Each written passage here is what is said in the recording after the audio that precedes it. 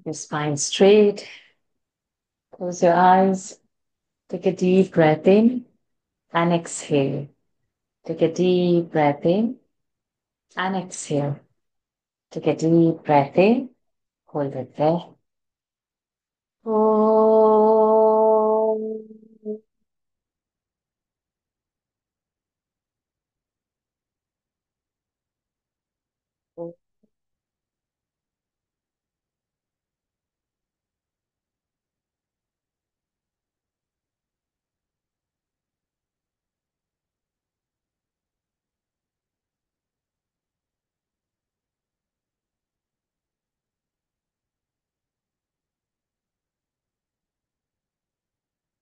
ॐ श्री गणेशाय नमः।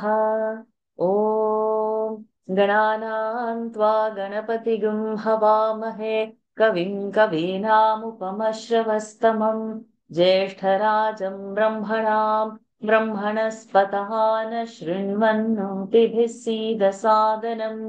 ॐ श्रीमहागणपतये नमः। सरस्वत्यै नमो नित्यम्। भद्रकाल्यै नमो नमः। वेदान्त विद्यास्थानेभ्य एव च।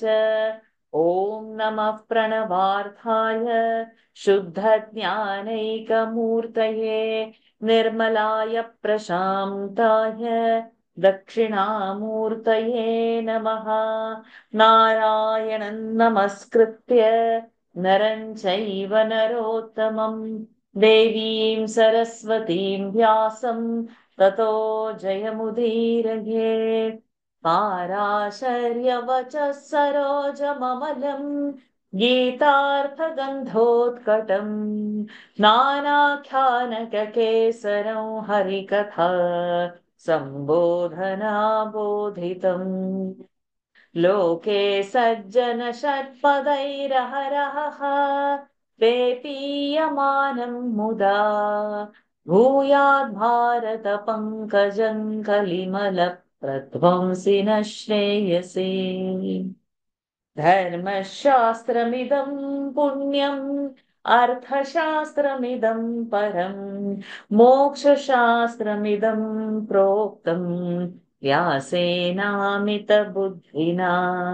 भारतं सर्वशास्त्राणाम् उत्तमं भरतर्षभ सम्प्रत्याचक्षते चेदम् तथा श्रोष्यन्ति चापरे।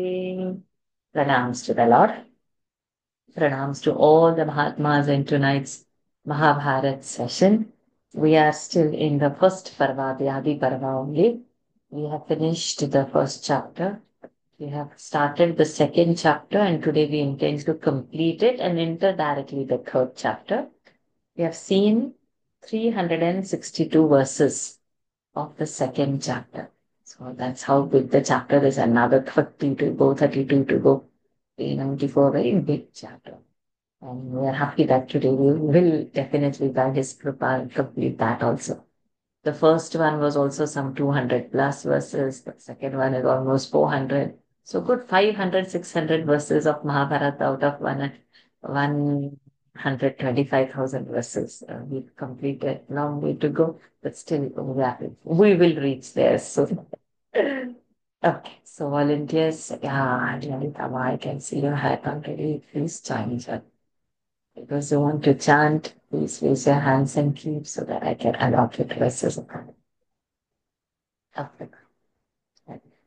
तत्र राज्यं परित्यज्य यत्र राज्यं परित्यज्य Oh, I think I said तत्र यत्र राज्यं परित्यज्य यत्र राज्यं परित्यज्य पाण्डवाः पुरुषर्षभाः पाण्डवाः पुरुषर्षभाः द्रौपद्या सहिता देव्या द्रौपद्या सहिता देव्या महाप्रस्थानमास्थिताः महाप्रस्थानमास्थिताः यत्र राज्यं परित्यज्य पाण्डवाः पुरुषर्षभाः द्रौपद्या सहिता देव्या महाप्रस्थानमास्थिताः.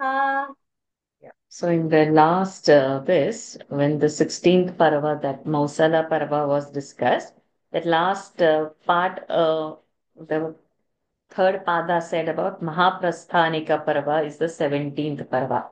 So now we are seeing a description of this 17th Parva called as Mahaprasthanika Parva. So it relates means that Mahaprasthanika Parva relates. It relates that the best of men, the Pandavas, abdicating their kingdom, went with Draupadi in their great journey, that is Mahaprasthana. Yatra rajyam parityajya Pandavaः पुरुषर्षभाः द्रौपद्या सहिता देव्या महाप्रस्थानमास्थिताः. We will do this till 367, huh? All these verses together will do. Yatra te drushire यत्र तेऽग्निं तदृशिरे लौहित्यं प्राप्य सागरम् लौहित्यं प्राप्य सागरम् यत्राग्निना चोदितश्च यत्राग्निना चोदितश्च पार्थस्तस्मै महात्मने पार्थस्तस्मै महात्मने तदौ सम्पूज्य तद्दिव्यम् तदौ सम्पूज्य तद्दिव्यम् गाण्डीवम् धनुरुत्तमम् काण्डीवम् धनुरुत्तमम् यत्र यत्र भ्रातृनिपतितानाम् यत्र भ्रातॄनिपतितान् पितानाम् did I say? यत्र आम्, भ्रातृनिपतितान् यत्र भ्रातॄनिपतितान् द्रौपदीम् च युधिष्ठिरः द्रौपदीं च युधिष्ठिरः दृष्ट्वा हित्वा जगामैव दृष्ट्वा हित्वा जगामैव सर्वाननवलोकयन् सर्वाननवलोकयन्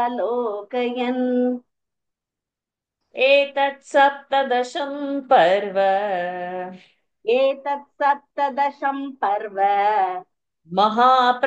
महाप्रस्थानिकं स्मृतम् महाप्रस्थानिकं स्मृतम् यत्राध्यायास्त्रयः प्रोक्ताः यत्राध्यायास्त्रयः प्रोक्ताः श्लोकानां च शतत्रयम् श्लोकानां च शतत्रयम् अगेन श्लोकानां च शतत्रयम् विंशतिश्च तथा श्लोकाः विंशतिश्च तथा श्लोकाः सङ्ख्यातास्तत्त्वदर्शिना सङ्ख्याता सङ्ख्यातास्तत्त्वदर्शिन दर्शिना सारी सङ्ख्यातास्तत्त्वदर्शिना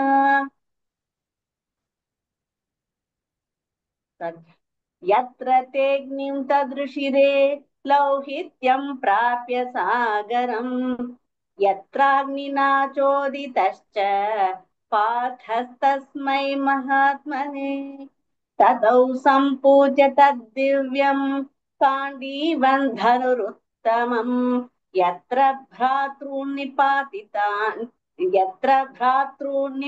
निपतितान् द्रौपदीं च युधिष्ठिरः दृष्ट्वा हित्वा जगामैव सर्वाननवलोकयन् एतत् सप्तदशं पर्व महाप्रस्थानिकं स्मृतम् यत्राध्यायास्त्रयः प्रोक्ताः श्लोकाना च शतत्रयम् विंशतिश्च तथा श्लोकाः सङ्ख्यातास्तत्त्वदर्शिना. They met with Agni when they arrived at the sea of red waters. Asked by Agni, the high-souled Partha, after worshipping him duly, returned to him, returned to him the great celestial bow Gandiva. Yudhishthira went on his journey and did not look back when one after the other of his brothers, including Draupadi, dropped down dead. Thus is told the 17th Parva called Mahaprasthanika. There are three chapters in it. So in the first one, you underline Mahaprasthanika. Then in that line, you underline three chapters only. And the number of slokas composed by all truth knowing Vyasa is 320. So underline only so much, 320.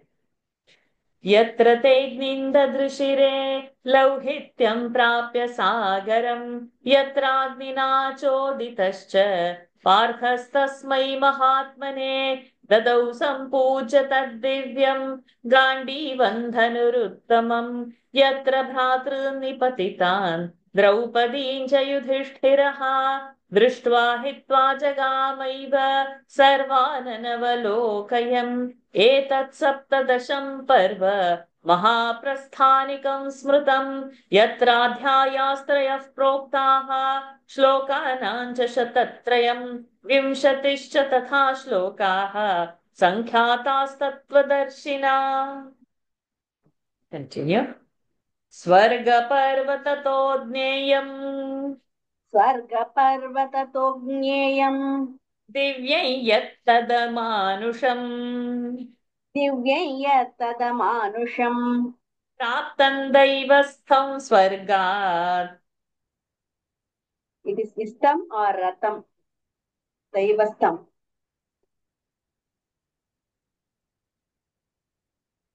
Praptam, दैवरथम् daivaratham. प्राप्तं दैवरथं स्वर्गात्. Praptam daivaratham swargan. स्वर्गात् Sorry. Praptam daivaratham sargat.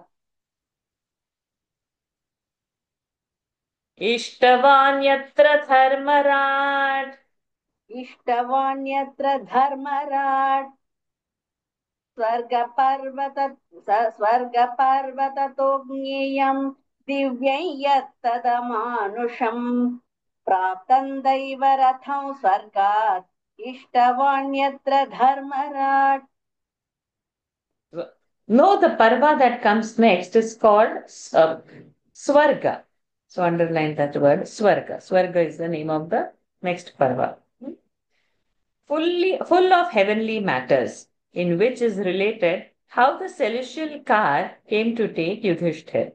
स्वर्गपर्वततो ज्ञेयम् दिव्यं यत्तदमानुषम् प्राप्तं दैवरथं स्वर्गात् इष्टवान् यत्र धर्मराट् आरोढुं सुमहाप्राज्ञ.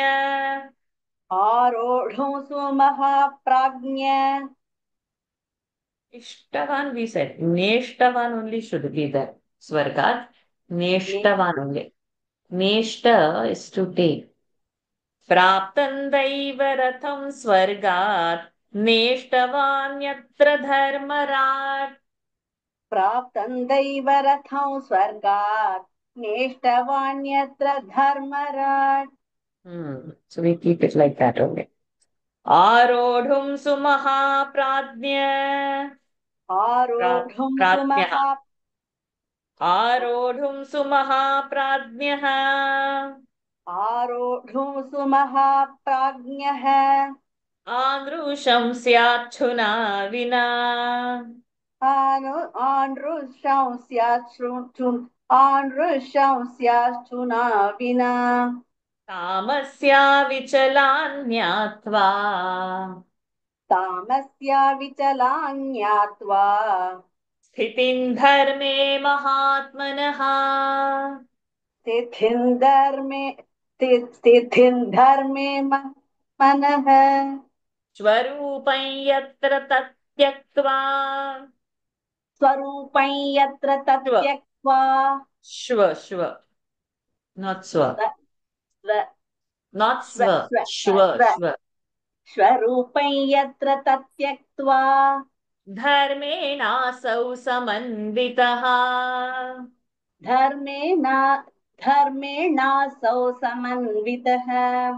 स्वर्गं प्राप्तः स च तथा स्वर्गं प्राप्तः स च तथा यातना विपुला भृशम् यातना विपुला भृशम् देवदूतेन नरकम् देवदूतेन नरकम् यत्र व्याजेन दर्शितम् यत्र व्याजेन दर्शितम् शुश्राव यत्र धर्मात्मा शुश्राव यत्र धर्मात्मा भ्रातॄणां करुणागिरः भ्रातॄणां करुणागिरः विदेशे वर्तमानानां विदेशे वर्तमान देशे तत्रैव वर्तताम् देशे तत्रैव वर्तताम्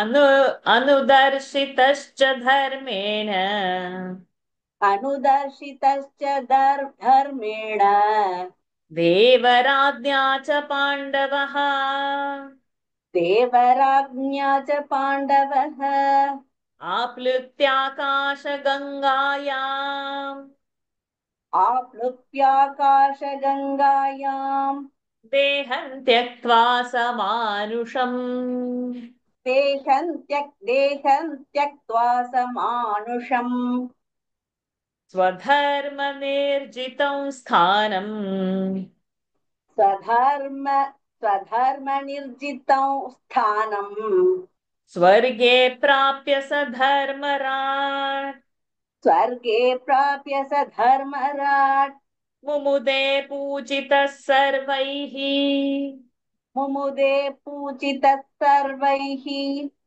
सेन्द्रैः सुरगणैः सह सेन्द्रैः सुरगणैः सह एतदष्टादशं पर्व एतदष्टादशं पर्व प्रोक्तं व्यासेन धीमता प्रोक्तं व्यासेन धीमता अध्यायाः पञ्चसङ्ख्याताः अध्यायाः पञ्चसङ्ख्याताः पर्वण्यस्मिन् महात्मना पर्वण्यस्मिन् महात्मना श्लोकानां द्वेषते चैव श्लोकानां द्वेषते चैव प्रसङ्ख्याते तपोधनाः प्रसङ्ख्याते तपोधनाः नवश्लोकास्तथैवान्ये नवश्लोका तथैवान्ये सङ्ख्याताः परमर्षिणा सङ्ख्याता सङ्ख्याताः परमर्षिणा अष्टादशैवमेतानि अष्टादशैव मेतानि पर्वाण्येतान्यशेषतः पर्वाण्येतान्यशेषतः स्वर्गपर्वे ततो ज्ञेयम् दिव्यै यत्तदमानुषम् प्राप्तम् दैवरथं स्वर्गात् नेष्टवान् यत्र धर्मराट् आरोढोऽसु महाप्राज्ञः आदृशं स्यात् शृणा विना तामस्या विचलान् ज्ञात्वा स्थितिं धर्मे महात्मनः स्वरूपं यत्र तत्यक्त्वा धर्मेणासौ समन्वितः स्वर्गं प्राप्तः स च तथा स्वर्गं प्राप्तः स च तथा यातना विपुला भृशम् देवदूतेन नरकम् यत्र व्याजेन दर्शितम् शुश्राव यत्र धर्मात्मा भ्रातॄणां करुणागिरः विदेशे वर्तमानानां देशे तत्रैव वर्तताम् अनुदर्शितश्च धर्मेण देवराज्ञा च पाण्डवः आप्लुप्याकाशगङ्गायाम् देहं त्यक्त्वा समानुषम् स्वधर्मनिर्जितं स्थानम् स्वर्गे प्राप्य स धर्मराट् मुमुदे पूजितः सर्वैः मुमुदे पूजितः सर्वैः सेन्द्रैः सुरगणैः सह एतदष्टादशं पर्व प्रोक्तं व्यासेन धीमता अध्यायाः पञ्चसङ्ख्याताः पर्वण्यस्मिन् महात्मना श्लोकानां द्वेषशते चैव प्रसङ्ख्याते तपोधनाः नवश्लोका तथैवान्ये सङ्ख्याताः परमर्षिणा अष्टादशैवमेतानि पर्वाण्येतान्यशेषतः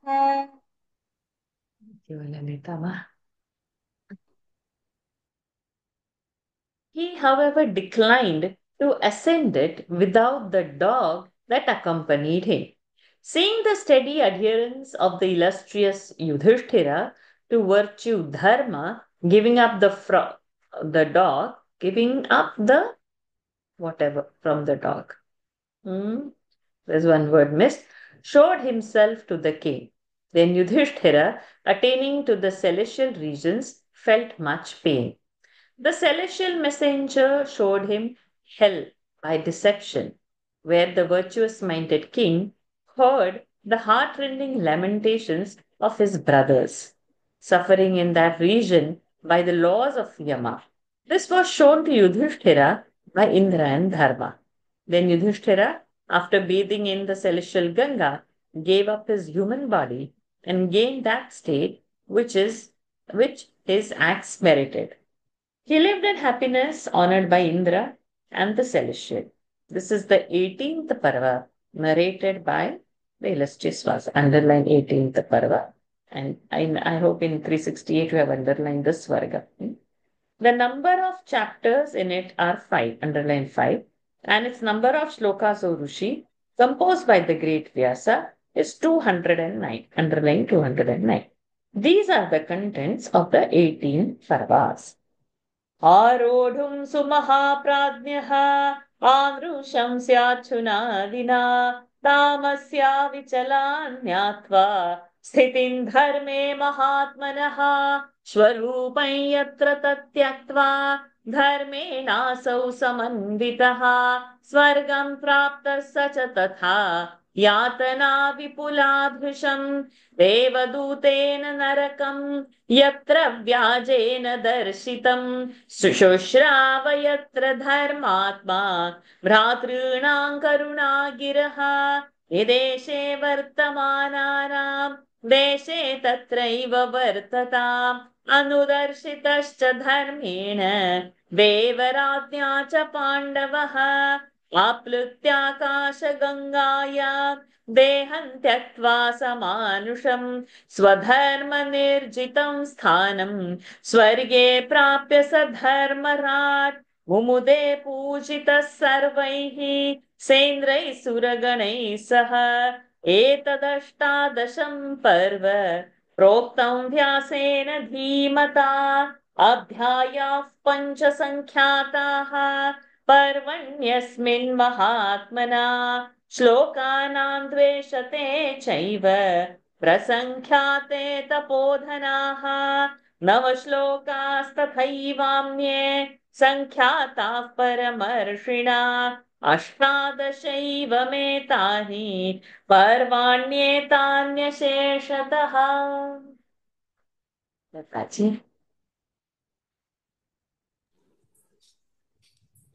Number 377. खिलेषु हरिवंशश्च खिलेषु हरिवंशश्च भविष्यञ्च प्रकीर्तितम् भविष्यञ्च प्रकीर्तितम् दशश्लोकसहस्राणि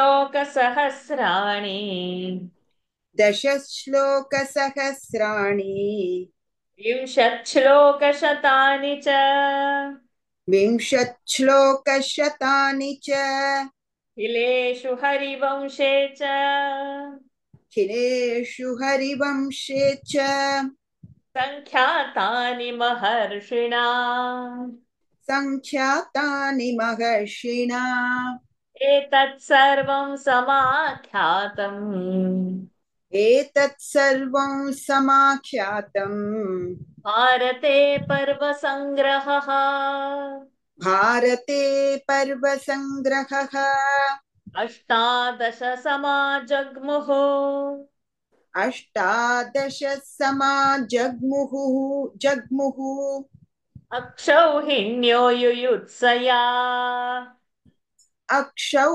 अक्षौहिण्यो युयुत्सया तन्महादारुणं युद्धम् तन्मः तन्महादारुणं युद्धम् युद्धमुनि अहान्यष्टादशाभवत् अहान्यष्टादशाभवत् यो विद्याचतुरो वेदान् यो विद्याचतुरो वेदान् साङ्गोपनिषदो द्विजः साङ्गोपनिषदो द्विजः न चाख्यानमिदं विद्यात् न चाख्यानमिदं विद्यात् नैव स स्याद्विचक्षणः नैव च नैव नैव is it नैव स स्याद्विचक्षणः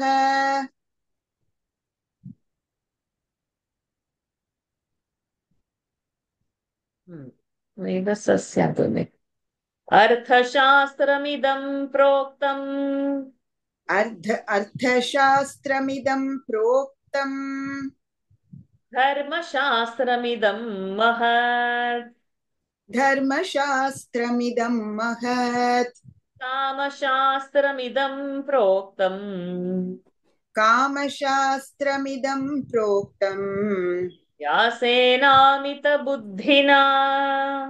व्यासेनामितबुद्धिना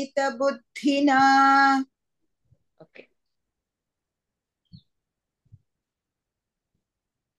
खिलेषु हरिवंशश्च भविष्यञ्च प्रकीर्तितम् दशश्लोकसहस्राणि विंशच्छ्लोकशतानि च खिलेषु हरिवंशे च सङ्ख्यातानि महर्षिणा एतत् सर्वं समाख्यातम् भारते पर्वसङ्ग्रहः अष्टादश समाजग्मुः अक्षौहिण्यो युयुत्सया तन्महादारुणं युद्धम् अहान्यष्टादशाभवत् यो विद्याच्चतुरो वेदान् साङ्गोपनिषदो द्विजः न चाख्यानमिदं विद्यात् नैव स स्याद्विचक्षणः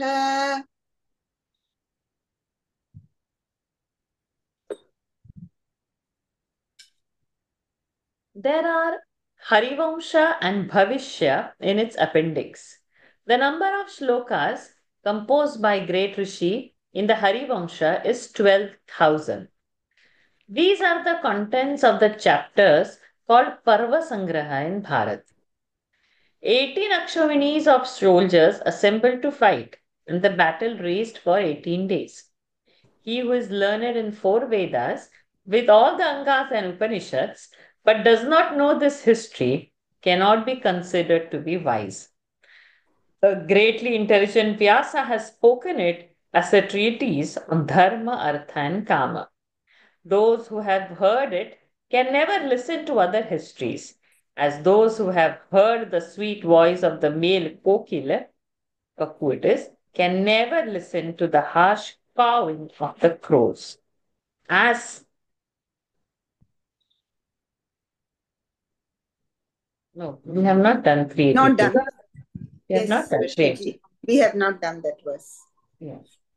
खिलेषु हरिवंशश्च भविष्यञ्च प्रकीर्तितम् दशश्लोकसहस्राणि विंशच्छ्लोकशतानि च खिलेषु हरिवंशे च सङ्ख्यातानि महर्षिणा एतत् सर्वं समाख्यातं भारते पर्वसङ्ग्रहः अष्टादश समाजग्मुः अक्षौहिण्यो युयुत्सया तन्महादारुणं युद्धम् अहान्यष्टादशाभवत् यो विद्या चतुरो वेदान् साङ्गोपनिषदो द्विजः न चाख्यानमिदं विद्यात् नैव स स्याद्विचक्षणः अर्थशास्त्रमिदं प्रोक्तं धर्मशास्त्रमिदं महत् कामशास्त्रमिदं प्रोक्तं व्यासेनामितबुद्धिना कंटिन्यू श्रुत्वा त्विदमुपाख्यानम् श्रुत्वा त्विदमुपाख्यानम् श्राव्यमन्यत्र रोचते man yatra. Oh, it says man yanna. I don't know. Double na it shows in my book.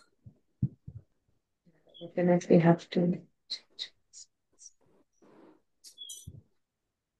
श्राव्यमन्यन्न रोचते अन्यत् न रोचते श्राव्यमन्यन्न रोचते श्राव्यमन्यन्न रोचते पुंस्को किल गिरं श्रुत्वा पुंस्को किल गिरं श्रुत्वा रूक्षाध्वांक्षस्य वागिव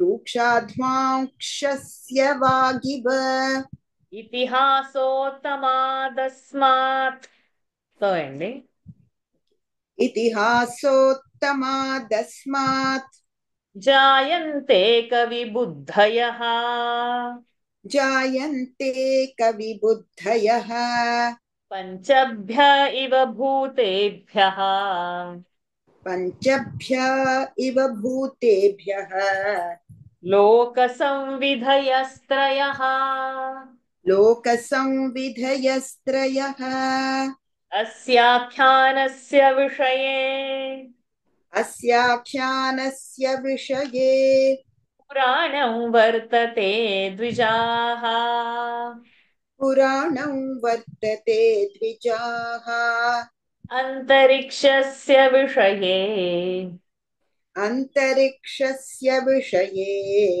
प्रजा इव चतुर्विधाः प्रजा इव चतुर्विधाः क्रियागुणानां सर्वेषाम् क्रियागुणानां सर्वेषाम् इदमाख्यानमाश्रयः इदमाख्यानमाश्रयः इन्द्रियाणां समस्तानाम् इन्द्रियाणां समस्तानां चित्रा इव मनः क्रियाः चित्रा इव मनः क्रियाः अनाश्रितैतदाख्यानम् अनाश्रितैत्यदाख्यानम् तथा भुवि न विद्यते तथा भुवि न विद्यते आहारमनपाश्रित्य आहारमनपाश्रित्य शरीरस्येव धारणम् शरीरस्येव धारणम् इदं कविवरैः सर्वैः इदं कविवरैः सर्वैः इदं कवे आख्यानमुपजीव्यते आख्यानमुपजीव्यते उदयप्रेप्सुभिर्भृत्यैः उदयप्रेप्सुभिर्भृत्यैः अभिजात इवेश्वरः अभिजात इवेश्वरः अस्य काव्यस्य कवयः अस्य काव्यस्य कवयः अस्य काव्यस्य कवयः न समर्था विशेषणे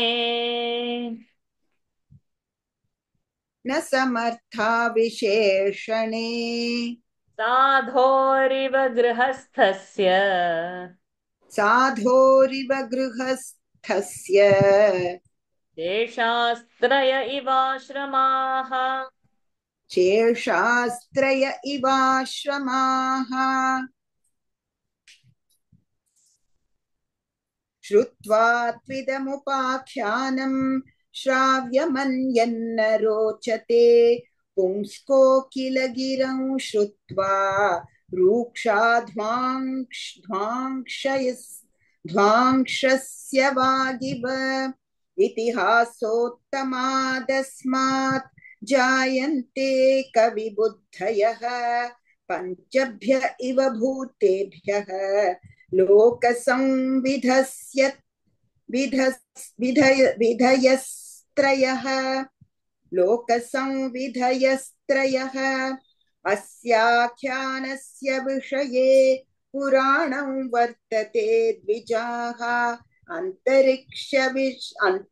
अंतरिक्षस्य विषये प्रजा इव चतुर्विधाः क्रियागुणानां सर्वेषाम् इदमाख्यानमाश्रयः इन्द्रियाणां समस्तानां चित्रा इव मनः क्रियाः अनाश्रित्यैतदाख्यानं कथा भुवि न विद्यते आहारमनपाश्रित्य शरीरस्येव धारणम् इदं कविवरैः सर्वैः आख्यानमुपजीव्यते उदयप्रेप्सुभिर्भृत्यैः अभिजात इवेश्वरः अस्य काव्यस्य कवयः न समर्था विशेषणे साधोरिव गृहस्थस्य शेषास्त्रय इवाश्रमाः. Those who have heard it can never listen to other histories, as those who have heard the sweet voice of the male kokel can never listen to the harsh cawing of the cows. As the three worlds have been created from the five elements, so inspiration of all poets proceed from this excellent work. O Brahmanas, as four kinds of creatures depend on space for their existence, so all the Puranas depend on this history.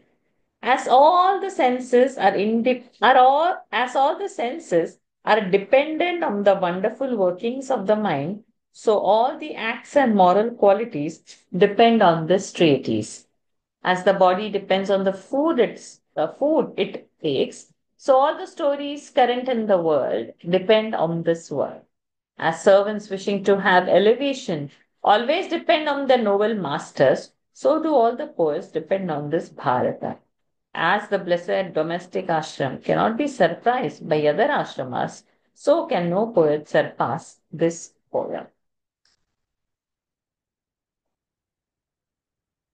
श्रुत्वाचिदमुपाख्यानम् श्राव्यमन्यन्न रोचते पुंस्को किल गिरं श्रुत्वा रूक्षाध्वांशस्य वागिव इतिहासोत्तमादस्मात् जायन्ते कविबुद्धयः पञ्चभ्यैव भूतेभ्यः लोकसंविधयस्त्रयः अस्याख्यानस्य विषये पुराणं वर्तते द्विजाः अन्तरिक्षस्य विषये प्रजा इव चतुर्विधाः क्रियागुणानां सर्वेषाम् इदमाख्यानमाश्रयः इन्द्रियाणां समस्तानां चित्रा इव मनः क्रियाः अनाश्रितैतदाख्यानं तथा भुवि न विद्यते आहारमनपाश्रित्य शरीरस्येव धारणम् इदं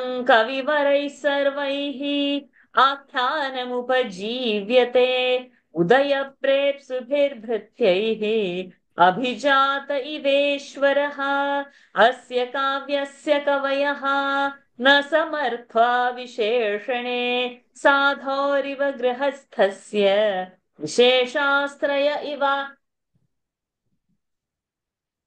साधोरिव गृहस्थस्य शेषास्त्रयैवाश्रमाः। Continue. धर्मे मतिर्भवतु वः सततोत्थितानाम् धर्मे मर्तिर्भवतु वः सततोत्थितानाम् सह्येक एव परलोकगतस्य बन्धुः।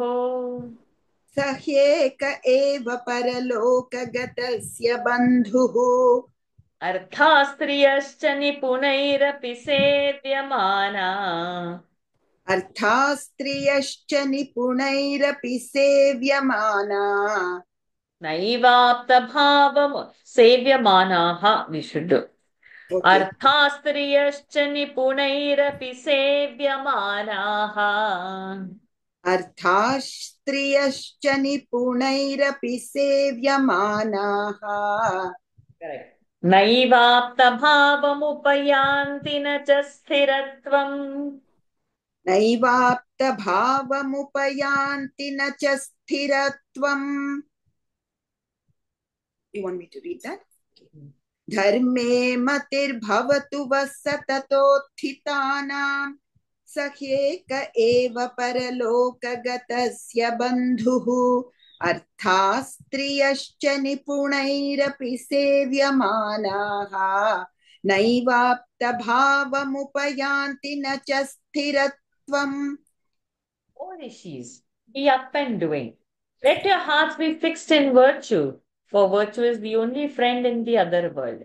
Even the most intelligent men can never make their wealth and wives their own by carefully cherishing them. They are not things lasting.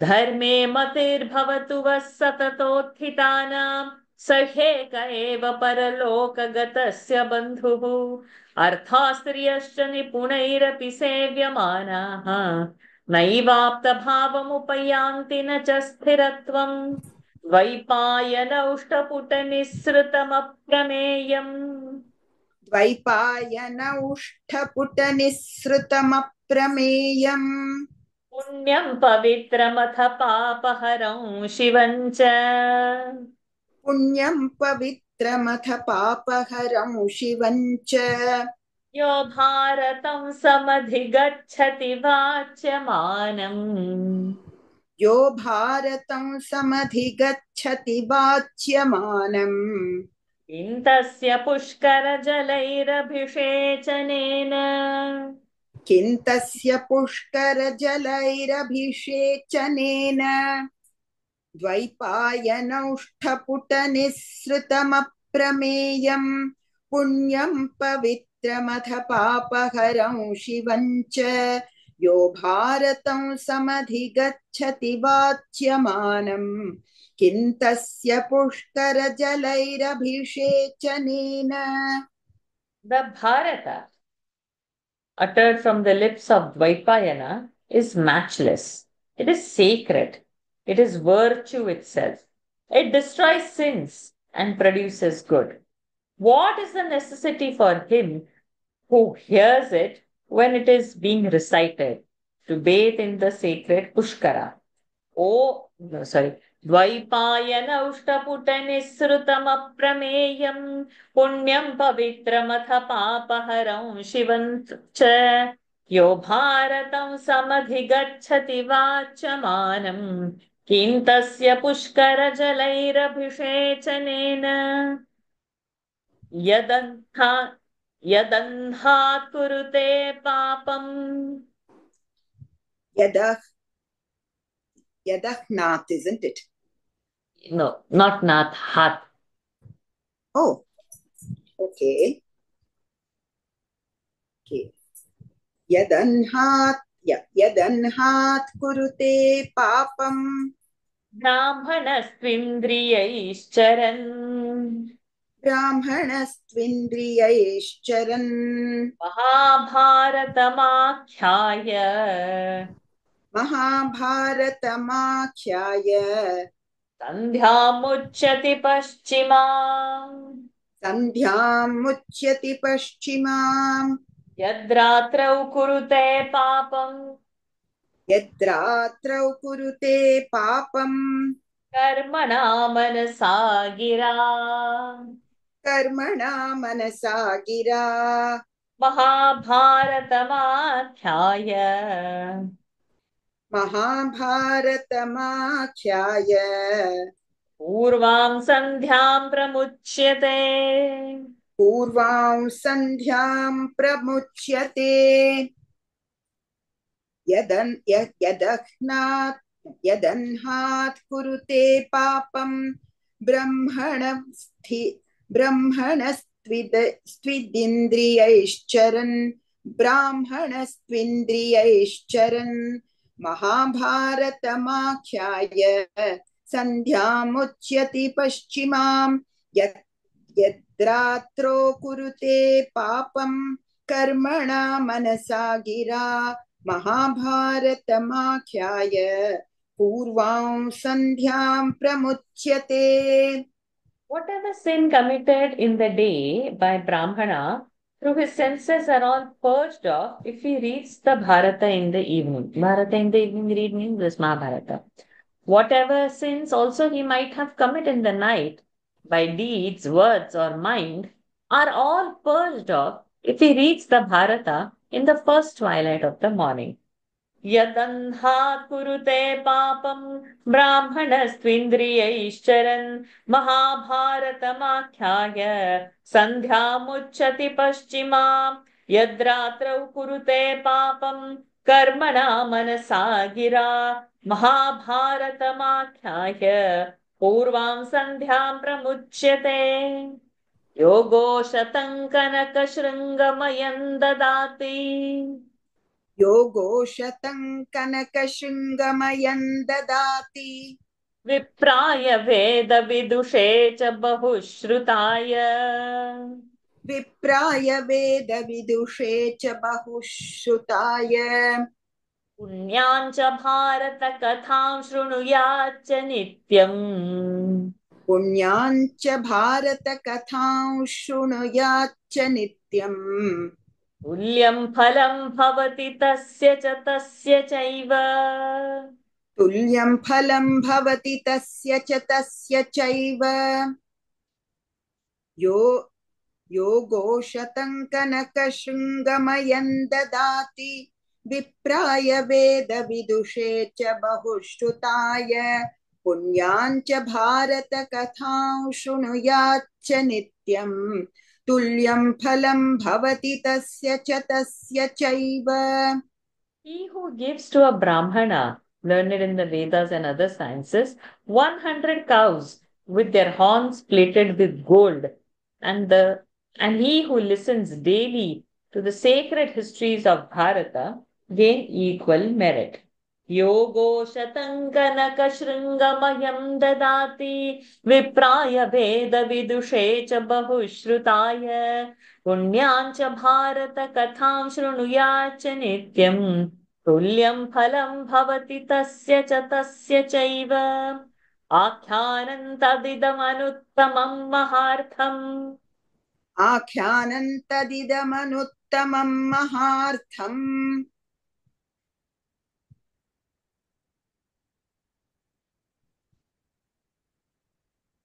You say again? Something missed. आख्यानं तदिदमनुत्तमं महार्थम्. Correct. विज्ञेयं महदिह पर्व सङ्ग्रहेण विज्ञेयं महदिह पर्व सङ्ग्रहेण श्रुत्वादौ भवति नृणां सुखावगाहम् श्रुत्वादौ भवति नृणां सुखावगाहम् विस्तीर्णल्लवणजलं यथा प्लवेन विस्तीर्णं लवणजलं यथा प्लवेन आख्यानं तदिदमनुत्तमं महार्थम् विज्ञेयं महदिह पर्व सङ्ग्रहेण श्रुत्वादौ भवति नृणां सुखावगाहम् विस्तीर्णं लवणजलं यथा प्लवेन. As the wide ocean can be easily crossed by the men having boats, so this extensive history of great excellence and deep meaning can be understood by the help of this chapter, which is called Parva Sangraha. So with His grace, we have completed the chapter. Immediately, let's get into the third chapter, Sajid ji.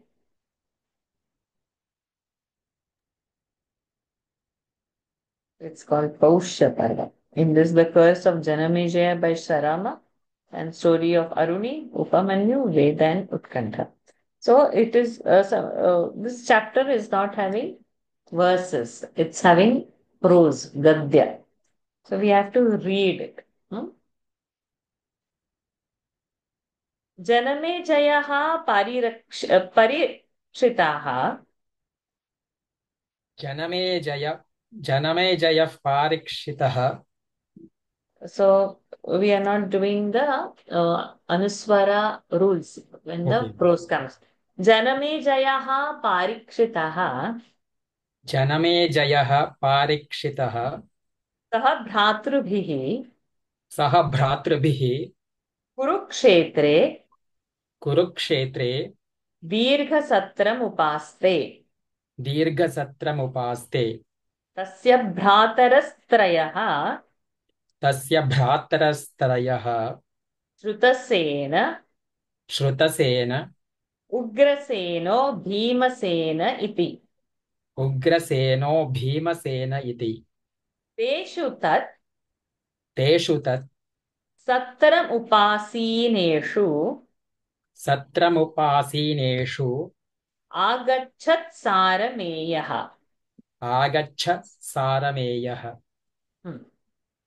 Oh, we didn't say. Sorry, we didn't say. Sautiruvacha. सौतिरुवाच जनमेजयः पारीक्षितः सह भ्रातृभिः कुरुक्षेत्रे दीर्घसत्रमुपास्ते. तस्य भ्रातरस्त्रयः श्रुतसेन उग्रसेनो भीमसेन इति. तेषु तत् सत्रमुपासीनेषु अवागच्छत् Agachat. Sineshu agachat. Yantavanta. How is gone? आगच्छत् सारमेयः. Sarameyah. Full stop. The son of Parikshit, Janamejaya, with his brothers, was attending his long sacrifice in the field of Kurukshetra. So now Janamejaya, son of Parikshit. Parikshit is whose son? Abhimanyu. Abhimanyu is whose son? Arjuna. Yes. So Arjun, Abhimanyu, Parikshit, grandson of Arjun now. And now this is great grandson, Janamejaya. So the son of Parikshit, Janamejaya, with his brothers, was attending his long sacrifice in the field of Kurukshetra. His brothers were three, namely, whose brothers were three? Janamejayas. Shrutasena, Ugrasena, and Bhimasena. When they were sitting at the yajna, there came the son of Sarama. Okay. So this, wherever the word yajna comes, let's read the translation as yajna only instead of sacrifice. But sacrifice sounds something weird for a yajna. Sautiruvacha Janamejayah Parikshitah Sah Bhratrubihi Kurukshetre Dirghasatramupaste Tasya Bhratarastrayah Shrutasena Ugraseno Bhimasena iti Teshu Tatsatra Upasineshu Agachat Sarameyah Janamejayasya Bhratrubihi जनमेजयस्य भ्रातृभिः अभिहतो रोरूयमाणः रोरूयमानः मातुः समीपमुपागच्छत् जनमेजयस्य भ्रातृभिः अभिहतो रोरूयमाणः मातुः समीपमुपागच्छत्. He, being beaten by the brothers of Janamejaya, went to his mother weeping. जनमेजयस्य भ्रातृभिः अभिहतः रोरूयमाणः मातु समीपमुपागच्छत् तं माता रोरूयमाणमुवाच तं माता रोरूयमाणमुवाच किं रोदिषि केनास्यभिहत इति किं रोदिषि केनास्यभिहत इति तं माता रोरूयमाणमुवाच किं रोदिषि केनास्यभिहत इति His mother, seeing him weep, asked him, "Why are you weeping? Who has beaten you?" तं माता रोरूयमाणमुवाच किं रोदिषि केनास्य विहत इति स एव मुक्तो मातरं प्रत्युवाच स एव मुक्तो मातरं प्रत्युवाच जनमेजयस्य भ्रातृभिः अभिहतः अस्मि इति जनमेजयस्य भ्रातृभिः अभिहतः अस्मि इति स एव मुक्तो मातरं प्रत्युवाच जनमेजयस्य भ्रातृभिः अभिहतो अस्मि इति अभिहतो if you're pausing abhihataha you should say abhihatosmi. Okay. It can't be abhihato also and asmi also. To has abhihataha asmi. Otherwise abhihatosmi. Being thus questioned, he replied to his mother, I have been beaten by the brothers of Janamejaya. Saiva mukto mataram pratyuvacha Janamejayasya bhratrubhihi abhihataha asmiti tam mata pratyuvacha तं माता प्रत्युवाच व्यक्तं त्वया तत्रापराधम् व्यक्तं त्वया तत्रापराधम् पराधम् तत्रापराधम् पराधम् येनास्यभिहतः इति येनास्यभिहतः इति तं माता प्रत्युवाच व्यक्तं त्वया तत्रापराधम् येनास्यभिहतः इति And then his mother said, you must have committed some fault. Vyaktam tvaya tatra aparadham. Parad has happened. For which you have been beaten. Yena asya abhihataha. By which yena, by is that reason, for you then they have beaten you. Tam mata pratyuvacha vyaktam tvaya तत्रापराधम् येनास्याभिहतः सतां पुनरुवाच ततां पुनरुवाच नापराध्यामि नापराध्यामि किञ्चिन्नावेक्षे किञ्चिन्नावेक्ष्ये अवीषि नावलिह इति अविंशी नावलिह इति सतां पुनरुवाच नापराध्यामि किञ्चिन्नावेक्ष्ये अविंशी नावलिह इति He replied, I committed no fault. I did not lick the sacrificial ghee, yajna ghee or havish. I did not cast even a look at it.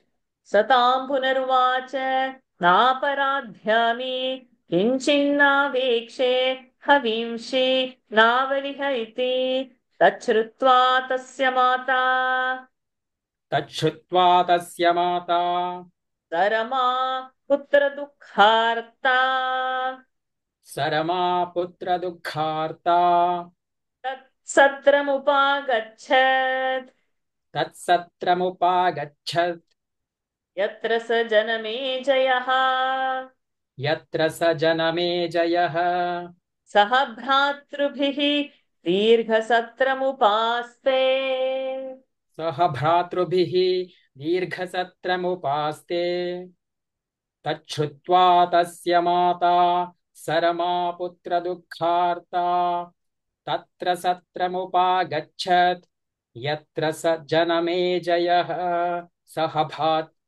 भ्रातृभिः दीर्घसत्रमुपास्ते। Hearing this, her mother, his mother, being very sorry for the afflictions of his son, went to the place where Janamejaya with his brothers were attending his long yajna. तच्छ्रुत्वा तस्य माता सरमा पुत्रदुःखार्ता तत्सत्रमुपागच्छत् यत्र स जनमेजयः साधातृभिः दीर्घसत्रमुपास्ते सतया सतया क्रुद्धया क्रुद्धया तत्रोक्त तत्रोक्त अयं मे पुत्रो न किञ्चिदपराध्यति अयं मे पुत्रो न किञ्चिदपराध्यति नावेक्षते नावेक्षते हवींषि हविंषि नावलेढी नावलेढि किमर्थमभिहतः किमर्थमभिहतः। She angrily addressed Janamejaya thus, my son did not commit any fault. He did not lick your yajna ghee. He did not even look at it. Why did you then beat him? Sataya kruddhaya tatrokta ayam me putraha na kinchidaparadhyati navekshate havimshi navaledhi किमर्थमभिहतः न किञ्चिदुक्तवन्तस्ते न किञ्चिदुक्तवन्तस्ते सातानुवाच सातानुवाच यस्मादयमभिहतः यस्मादयमभिहतः यस्मादयमभिहतः अनपकारी अनपकारी तस्माददृष्टं त्वाम् तस्माददृष्टं त्वाम् भयमागमिष्यति इति भयमागमिष्यति इति न किञ्चिदुक्तवन्तस्ते सातानुवाच यस्मादयमभिहतः अनपकारी तस्माददृष्टं त्वाम् भयमागमिष्यति इति। They did not condescend to reply to her. On this, she said, as you beat my son, who did not commit any fault, who will evil come to you when you least expect? So will evil come to you when you will least expect it. किञ्चिदुक्तवन्तस्ते सातानुवाच यस्मादयमभिहतोऽनपकारी तस्माददृष्टं त्वां भयमागमिष्यति इति जनमेजयः एवमुक्तः देवशून्यासरमया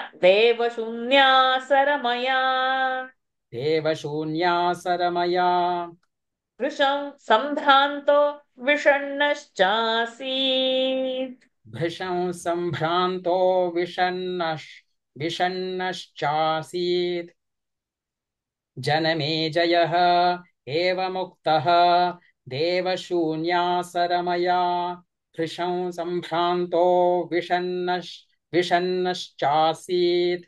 Janamejaya, having been thus cursed by the celestial bitch Sarma, was very much alarmed and dejected. Janamejaya evamuktaha devashunyasarmaya भृशं सम्भ्रान्तो विषण्णश्चासीत् सतस्मिन् सत्रे समाप्ते हास्तिनपुरं प्रत्येत्य पुरोहितमनुरूपमन्विष्यमाणः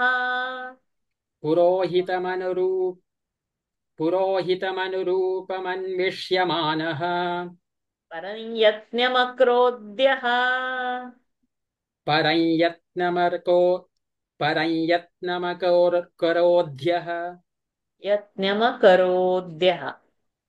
परं यत्नमकरोद्यः मे पापकृत्यां शमयेदिति मे पापकृत्यां शमयेदिति स तस्मिन् सत्रे समाप्ते हास्तिनपुरं प्रत्येत्य पुरोहितमनुरूपमन्विष्यमाणः परं यत्नमकरोद्यः मे पापकृत्यां शमयेदिति Chintayatna, he returned to Hastinapur and took great pains to find out a priest who could neutralize the effect of the curse by procuring absolution from his sin.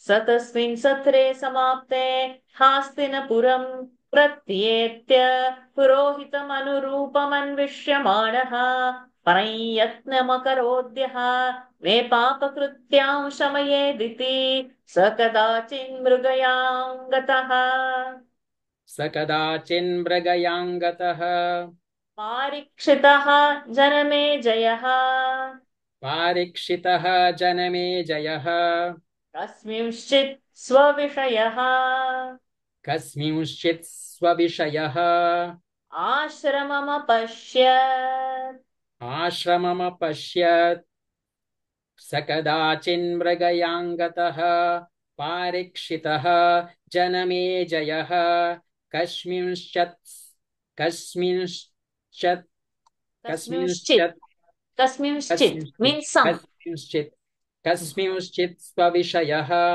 आश्रममपश्यत् So, kasmin, it's a saptami vibhakti. Kasminshchit means in something. Kachit is somewhere. Kanchit is something. Kenachit is with something. So,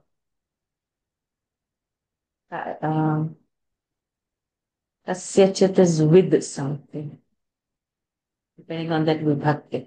Because that is it. Okay.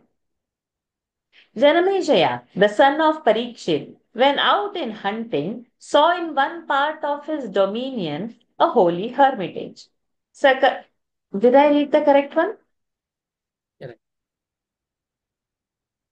No. Yes, Varshaji. Okay.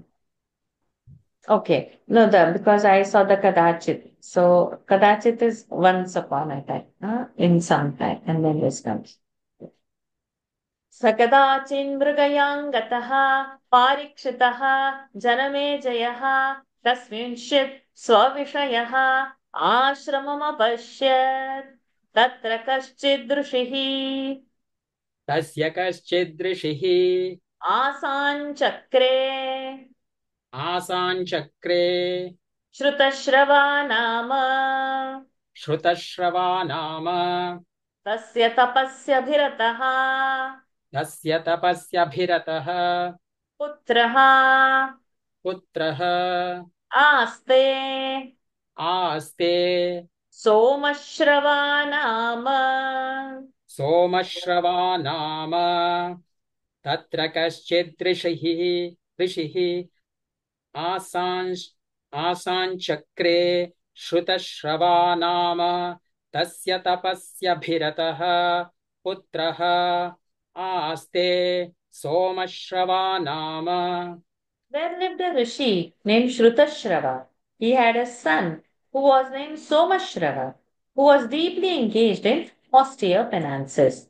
तत्र कश्चिद् ऋषिः आसां चक्रे श्रुतश्रवा नाम तस्य तपस्यभिरतः पुत्रः आस्ते सोमश्रवा नाम तस्य तं पुत्रमभिगम्य जनमेजयः पारीक्षितः पौरोहित्याय वव्रे तस्य तं पुत्रमभिगम्य जनमेजयः पारीक्षितः पौरोहित्याय वव्रे. Being desirous to make the son of the rishi his priest Janamejaya, I'm reading the next one, saluted him and said, O Bhagavan, allow your son to be my priest. तस्य तं पुत्रमभिगम्य जनमेजयः पारीक्षितः पौरोहित्याय वव्रे स नमस्कृत्य तं ऋषिमुवाच स नमस्कृत्य तं ऋषिमुवाच ऋषिमुवाच तं ऋषि to that Rishi he said स नमस्कृत्य तं ऋषिमुवाच भगवन् अयं तव पुत्रो मम पुरोहिताः अस्तु इति भगवन् अन्यं तव पुत्रो भगवन् अयम् भगवन् अयं तव पुत्रो मम पुरोहितोऽस्तु इति saluted him and said, O Bhagavan, allow your son to be my priest. Sa namaskritya tam rishimuvacha Bhagavan ayam tava putro mama purohitostu iti sa eva muktaha स एव मुक्तः pratyuvacha janame jayam प्रत्युवाच जनमेजयम् O janame jaya भोजनमेजय पुत्रोऽयं मम सर्प्यान् जातः पुत्रोऽयं मम सर्प्याञ्जातः महातपस्वी महातपस्वी स्वाध्यायसम्पन्नः स्वाध्यायसम्पन्नः मत्तपौ मत्तपो वीर्यसम्भृतः मत्तपो वीर्यसंभृतः मच्छुक्रम् मच्छुक्रम् पीतवत्याः पीतवत्याः तस्याः कुक्षौ जातः तस्याः कुक्षौ जातः स एव मुक्तः प्रत्युवाच जनमेजयम् भो जनमेजय पुत्रोऽयं मम सर्प्याञ्जातः महातपस्वी स्वाध्यायसम्पन्नः मत्तपोर्वीयसंभृतः मच्छुक्रम् पीतवत्याः तस्याः कुक्षौ जातः Being thus addressed by Janamejaya, the Rishi replied, O Janamejaya, my son is accomplished in the study of the Vedas, endued with my full asceticism and deep in devotion, but he is born in the womb of a serpent who swallowed my vital fluid. सैव मुक्तः प्रत्युवाच जनमेजयम् भोजनमेजय पुत्रोऽयं मम सर्प्याञ्जातः महातपस्वी स्वाध्यायसम्पन्नः मत्तपो वीर्यसंहृतः मच्छुक्रं पीतवत्याः तस्याः कुक्षौ जातः समर्थोऽयं भवतः सर्वाः समर्थोऽयं भवतः सर्वाः पापकृत्याः पापकृत्याः शमयितुम् अन्तरेण महादेवकृत्याम् अन्तरेण महादेवकृत्याम् समर्थोऽयं भवतः सर्वाः पापकृत्याः शमयितुम् अन्तरेण महादेवकृत्याम् He is able to absolve you from all sins except those committed against Mahadev. समर्थोऽयं भवतः सर्वाः पापकृत्याः शमयितुम् अन्तरेण महादेवकृत्याम् अस्य त्वेकमुपांशुव्रतम् अस्य त्वेकमुपांशुव्रतम् यदेनं कश्चित् ब्राह्मणः कञ्चिदर्थम् अभियाचेत्तं तस्मै दद्यादयम् अभियाचेत्तं तस्मै दद्यादयम् यद्येतदुत्सहसे यद्येतदुत्सहसे ततो नयस्वैनमिति ततो नयस्वैनमिति अस्य त्वेकमुपाश्रुव्रतं यदेनं कश्चित् ब्राह्मणः कञ्चिदर्थम् अभियाचेतं तस्मै दद्यादयम् यद्येतदुत्सहसे ततो नैव स्वैनमिति. But he observes a particular rule, namely, he grants to a Brahmana whatever he asks us from him.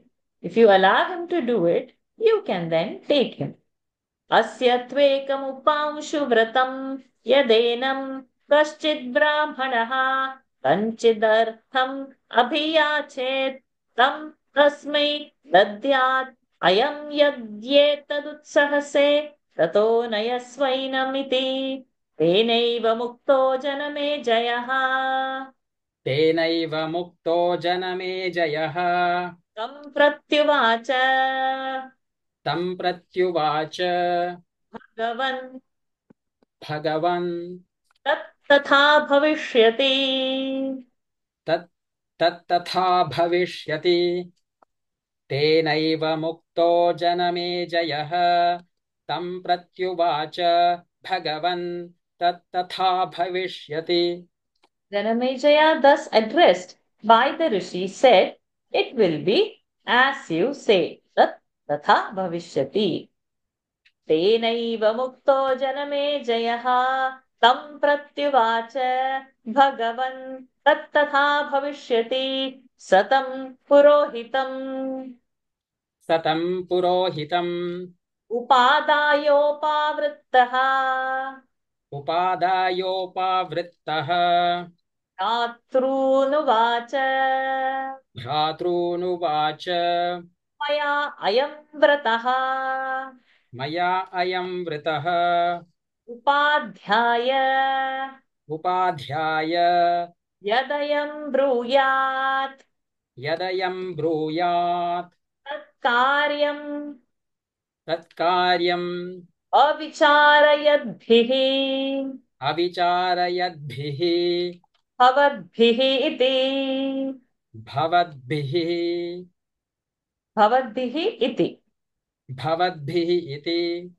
तेनैव मुक्ता भ्रातरः अस्य तथा चक्रुः स तथा भ्रातॄन् सन्दिश्य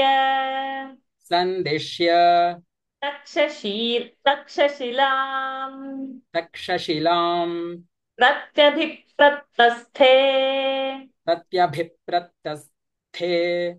तञ्च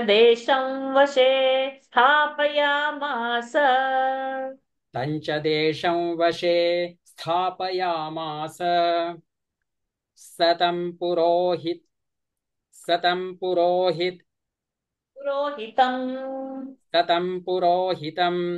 उपादायोपावृतः भ्रातॄनुवाच मया अयं व्रतः उपाध्याय यदयं भूयात् तत्कार्यम् यदयं ब्रूयात् यदयं ब्रूयात् तत्कार्यम् अविचारयद्भिः भवद्भिः इति तेनैव मुक्ता भ्रातः अस्य तथा चक्रुः स तथा भ्रातॄन् सन्दिश्य तक्षशिलां प्रत्यभिप्रतस्थे तञ्च देशं वशे स्थापयामास. And took him as his priest and returned to his capital. He then addressed his brothers thus: "I've chosen this person as my priest. Whatever he will command to do, must be obeyed by you without questioning. The brothers did as they were requested. Giving these instructions to his brothers, he marched against Takshashila and conquered that country. Satam purohitam upadayopavrittah bhratrnuvacha maya ayam vritah upadhyaya yadayam bruyat tat karyam avicharayadbhih bhavadbhih iti tenaiva mukta भ्रातरः तस्य तथा चक्रुः स तथा भ्रातॄन् सन्दिश्य तक्षशिलां प्रत्यभिप्रतस्थे पञ्चदेशं वशे स्थापयामास एतस्मिन्नन्तरे कश्चित्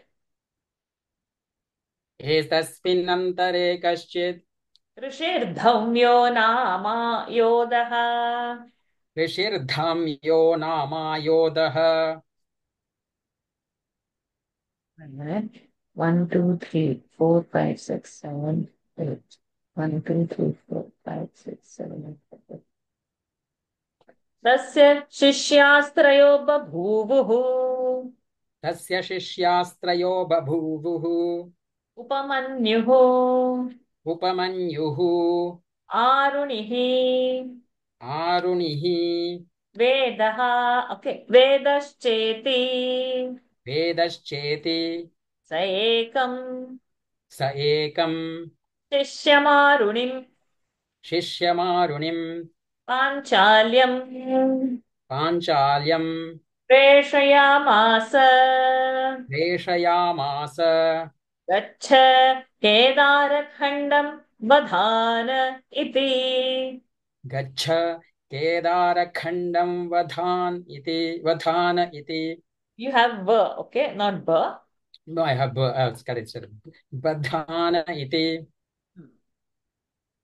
एतस्मिन्नन्तरे कश्चित् ऋषिर्धाम्यो नामायोधः not dhamyo, dhaumyo. ऋषिर्धौम्यो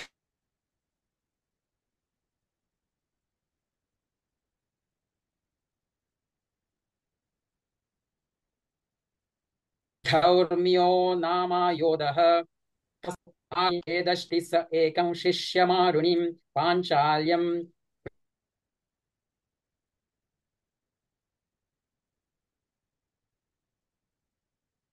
प्रेषया इति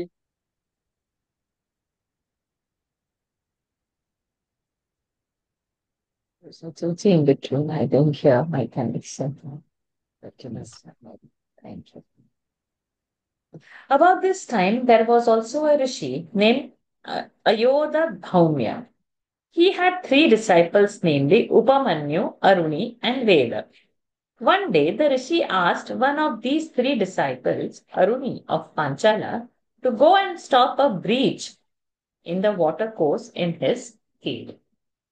एतस्मिन्नन्तरे कश्चित् ऋषिर्धम्यो नामायोधः तस्य शिष्यास्त्रयो बभूवुः उपमन्युः आरुणिः वेदश्चेति स एकं शिष्यमारुणिं पाञ्चाल्यं प्रेषयामास गच्छ केदारखण्डं वधान इति ललिता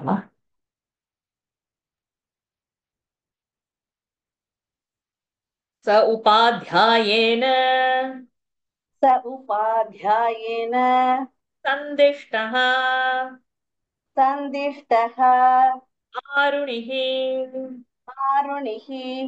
पाञ्चाल्यः तत्र गत्वा तं केदारखण्डं बद्धुं नाशकत्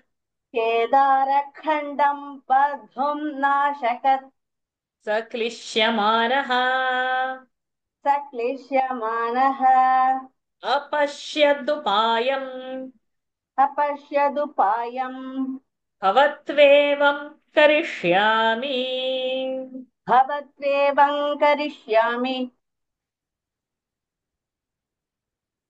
स तत्र संविवेश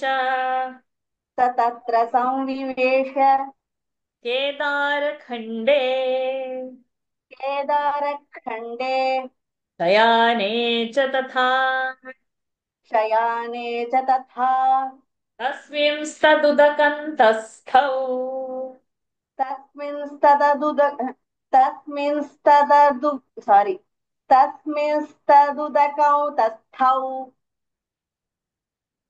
स उपाध्यायेन सन्दिष्ट सन्दिष्टः आरुणिः पाञ्चाल्यः तत्र गत्वा तं केदारखण्डं बुद्धं सारी बुद्धं न केदारखण्डं बुद्धं नाशकत् बुद्धं not बुद्धं बद्धुम् सारी केदारखण्डं बद्धुं नाशकत् स सक्लिशयमानः क्लिशय क्लिश्य सक्लिश्यमानः अपश्यदुपायं भवेद्वेवं करिष्यामि भवत्वेवम् भवद्वेवं करिष्यामि हम्म। स तत्र संविवेश केदारखण्डे शयाने च तथा तस्मिंस्त तस्मिंस्तदुदकं तस्थौ Ordered by the preceptor, Aruni of Panchala went to the spot, but could not stop the breach. He was very sorry that he could not carry out his preceptor's bidding. But at last he saw a means, and he said, I shall do it in this way. He entered into the breach and there laid himself down, and thus the water was stopped. स उपाध्यायेन सन्दिष्टः आरुणिः पाञ्चाल्यः तत्र गत्वा तं केदारखण्डं बद्धुं नाशकत् स क्लिश्यमानः अपश्यदुपायं भवत्वेवं करिष्यामि स तत्र संविवेश केदारखण्डे शयाने च तथा तस्मिंस्तदुदकन्तस्थौ ततः ततः कदाचित् कदाचित् उपाध्याय आपोदः धौम्यः कदाचित् उपा सारी उपाध्याय आपोदो धौम्यः उपाध्यायः आपोद धौम्यः आपोद धौम्यः okay. शिष्यान् अपृच्छत् शिष्यान् अपृच्छत् क्व आरुणिः पाञ्चाल्यो गतः इति क्व आरुणिः पाञ्चाल्यो गतः इति गतः इति क्व आरुणिः Chanting rules are not applied on prose, so you have to say it whole. क्व आरुणिः पाञ्चाल्यो गतः इति ततः कदाचित् ततः कदाचित् उपाध्यायः आपोदः धौम्यः ततः कदाचिदः उपाध्यायः आपोदो what ततः कदाचित् ततः कदाचित् उपाध्यायः आपोदः धौम्यः शिष्यान् अपृच्छत् क्व आरुणिः पाञ्चाल्यो गतः इति sometime after ततः कदाचित् the preceptor उपाध्यायः आयुध Dhaumya आपोदः धौम्यः inquired for his other disciples शिष्यान् अपृच्छत् क्व आरुणिः पाञ्चाल्यो गतः इति where Aruni of Panchalya went ते तं प्रत्युचुः ते तं प्रत्युचुः भगवन्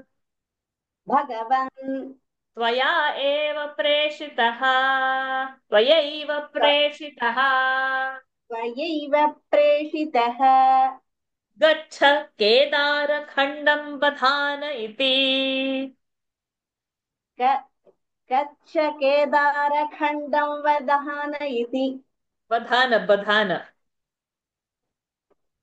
It is here, okay.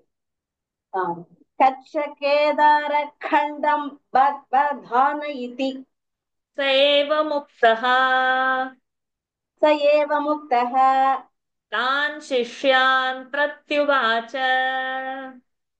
तान् शिष्यान् प्रत्युवाच तस्मात् तत्र सर्वे तत्र सर्वे गच्छामो यत्र स गतः इति गच्छामो यत्र स गतः इति ते तं प्रत्युजुः भगवन् त्वयैव प्रेषितः गच्छ केदारखण्डं बध्नायति स एव मुक्तः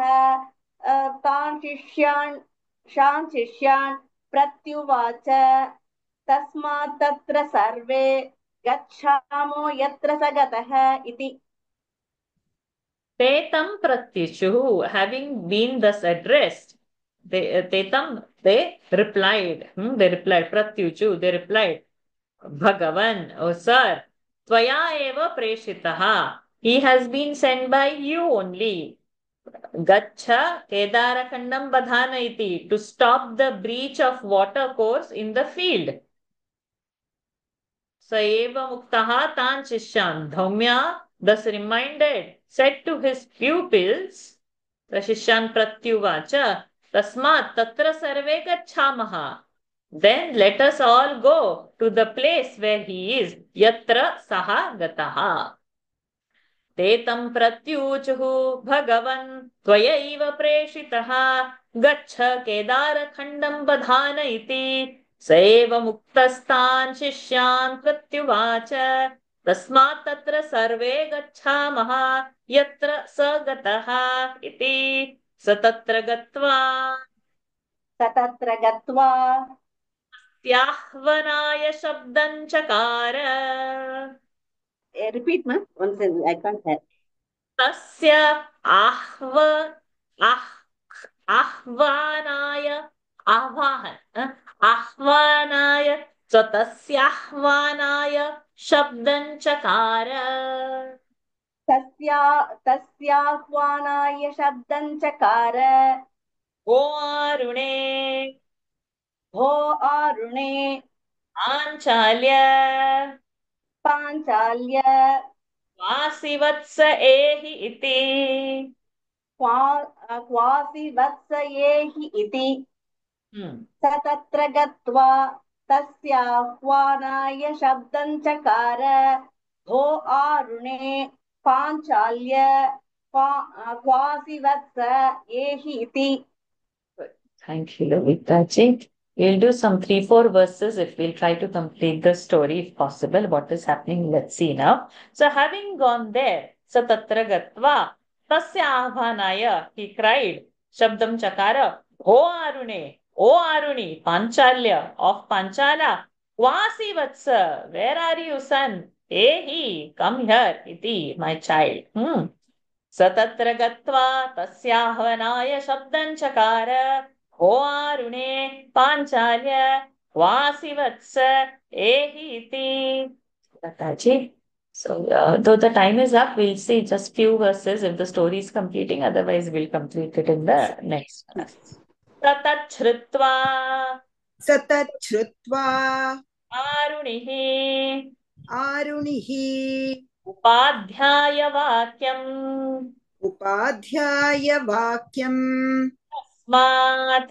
तस्मात् केदारखण्डात्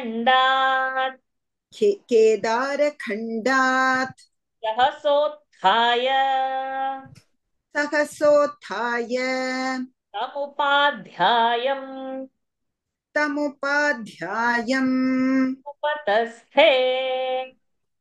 उपतस्थे सतच्छ्रुत्वा आरुणिः उपाध्यायवाक्यं तस्मात् केदारखण्डात् सहसोत्थाय तमुपाध्यायम् उपतस्थे.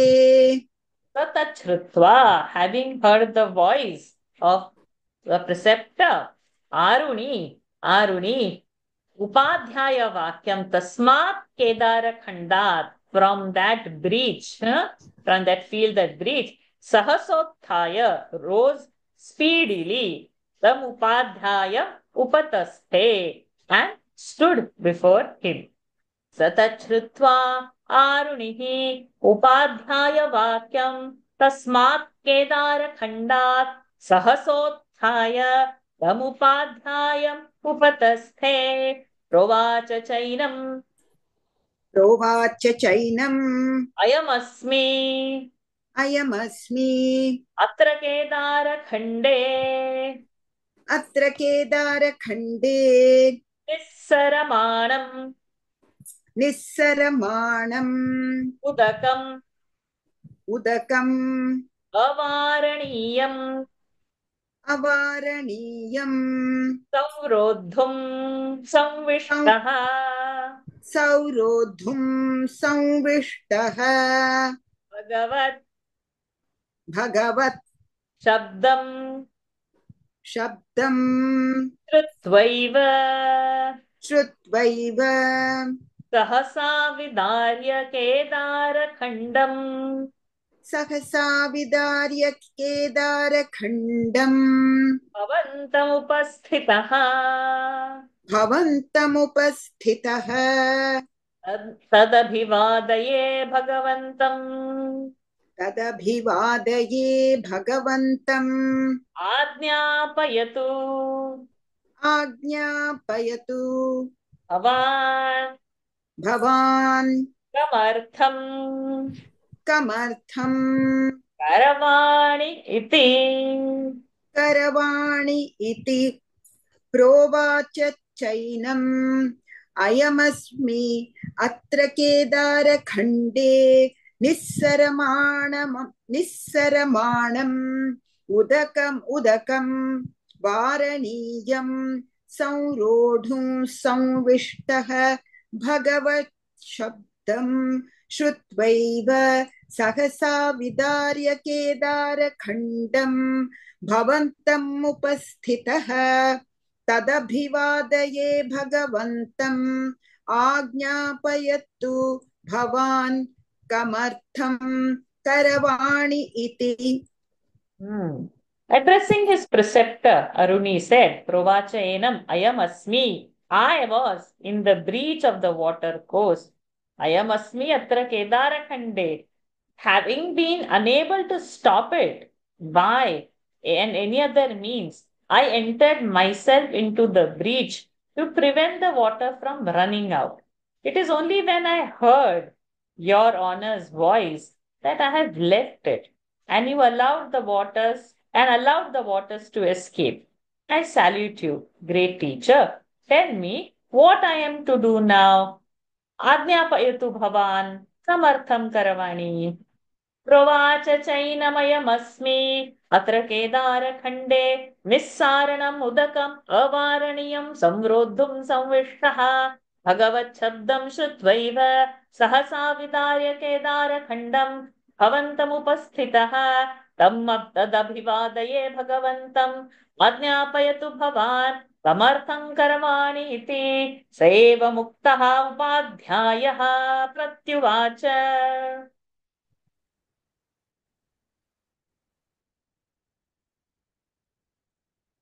Am I audible? उपाध्यायः प्रत्युवाच यस्माद् भवान् केदारखण्डम् यस्माद् भवान् केदारखण्डम् विदार्योत्थितः तस्मात् उद्दालक एव नाम्ना भवान् भविष्यति इति.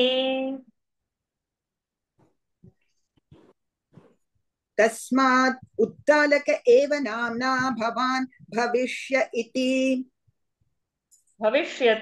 इति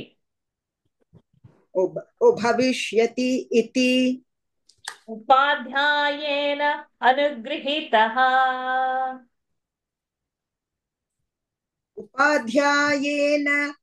अनुगृहीतः स एव मुक्त उपाध्यायः प्रत्युवाच यस्माद् भवान् केदारखण्डं विदार्योत्थितः तस्माद् उद्दालक एव नाम्ना भवान् भविष्यति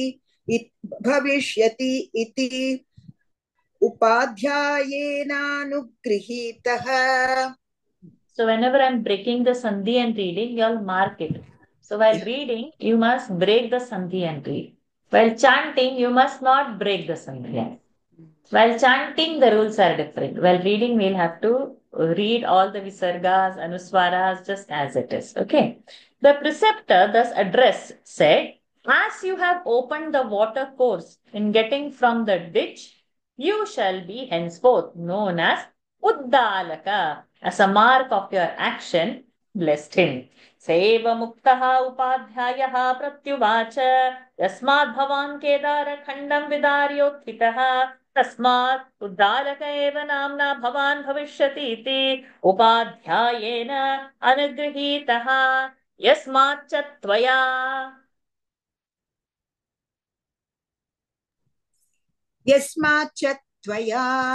मद्वचनमनुष्ठितम्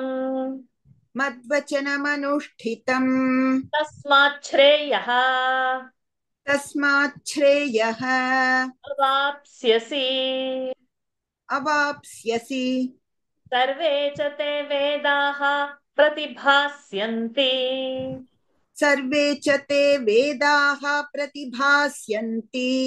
सर्वाणि च धर्मशास्त्राणि इति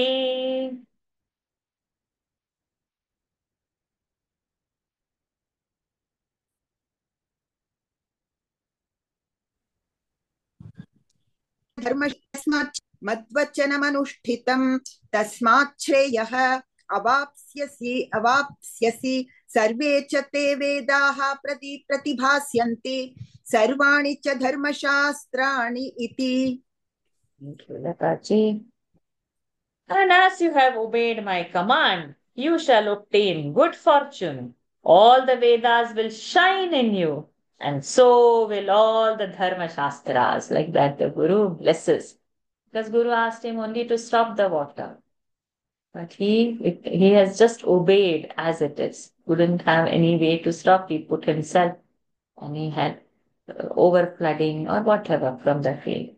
So now he's become Uddalaka, blessed by Guru with all the knowledge. Yasmacha tvaya madvachanam anushtitam tasmat shreyo avapsyasi tasmat shreyaha avapsyasi sarve cha te vedaha pratibhasyanti sarvani cha dharmashastrani iti. So we will pause over here. We've taken few minutes extra just to complete that part of the story. Then we will read next week, what happens. He goes from there, where he goes, what does he do, all that we will see. Only thing that anugraha means he has for that what he has got from his guru. Till there we saw, but we have not yet meaning completed.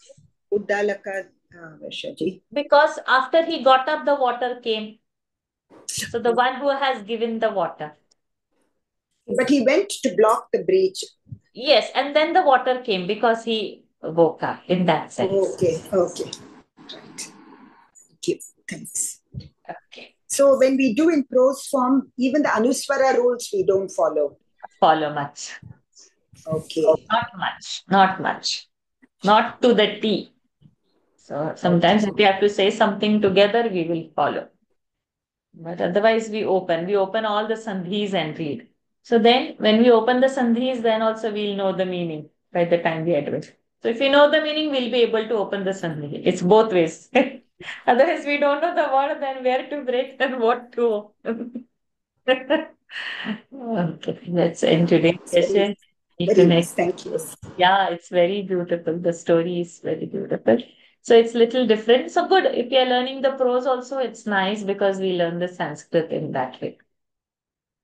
Om Purnamadah Purnamidam Purnat Purnamudachyate Purnasya Purnamadaya Purnamevavashishyate Om Shanti Shanti Shanti Harihi Om Shri Gurubhyo Namaha Harihi Om Shri Krishnarpanamastu.